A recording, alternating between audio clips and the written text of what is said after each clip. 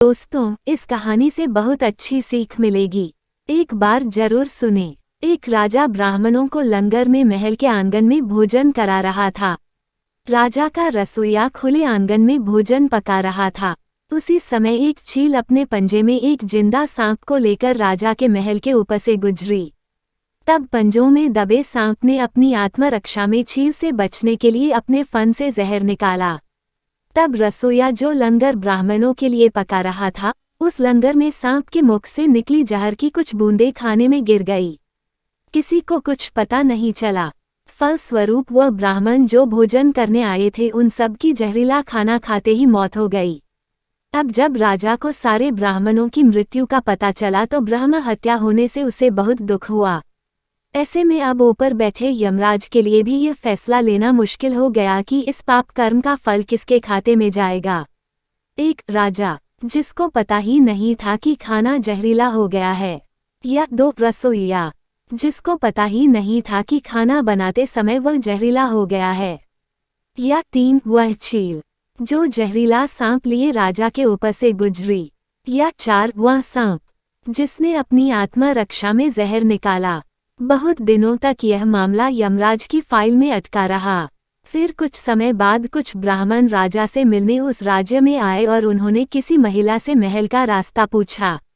उस महिला ने महल का रास्ता तो बता दिया, पर रास्ता बताने के साथ साथ ब्राह्मणों से ये भी कह दिया कि देखो भाई, जरा ध्यान रखना, वह राजा आप जैसे ब्राह्मणों को खाने में जहर देकर मार देता है।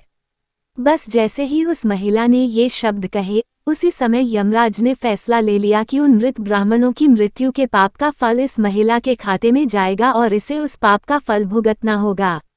यमराज के दूतों ने पूछा, प्रभु ऐसा क्यों, जबकि उन मृत ब्राह्मणों की हत्या में उस महिला की कोई भूमिका भी नहीं थी। तब यमराज ने कहा कि भाई देखो, जब कोई व्यक्ति पाप करता है तब उसे बड़ा आनंद मिलता है, पर उन मृत ब्राह्मणों की हत्या से ना तो राजा को आनंद मिला, न ही उस रसोइया को आनंद मिला, न ही उस सांप को आनंद मिला, और न ही उस चील को आनंद मिला, पर उस पापकर्म की घटना का बुराई करने के भाव से बखान कर उस महिला को जरूर आनंद मिला। इसलिए राजा के उस अनजाने पापकर्म का फल अब इस महिला के खाते में जाएगा। बस इसी घटना के तहत आज तक जब भी कोई व्यक्ति जब किसी दूसरे के पाप कर्म का बखान बुरे भाव से बुराई करता है, तब उस व्यक्ति के पापों का हिस्सा उस बुराई करने वाले के खाते में भी डाल दिया जाता है।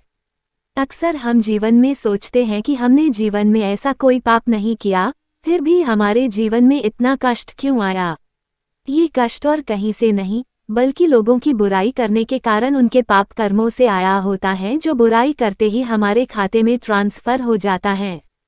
इसलिए आज से ही संकल्प कर ले कि किसी के भी और किसी भी पाप कर्म का बखान बुरे भाव से कभी नहीं करना, यानी किसी की भी बुराई या चुगली कभी नहीं करनी है। लेकिन यदि फिर भी हम ऐसा करते हैं तो हमें ही इसका फल आज नहीं तो कल जरूर भुगतना ही पड़ेगा। ओशो। दोस्तों, ये कहानी आपको अच्छी लगी हो तो कृपया लाइक और शेयर करें, और मेरे चैनल को सब्सक्राइब करना ना भूलें।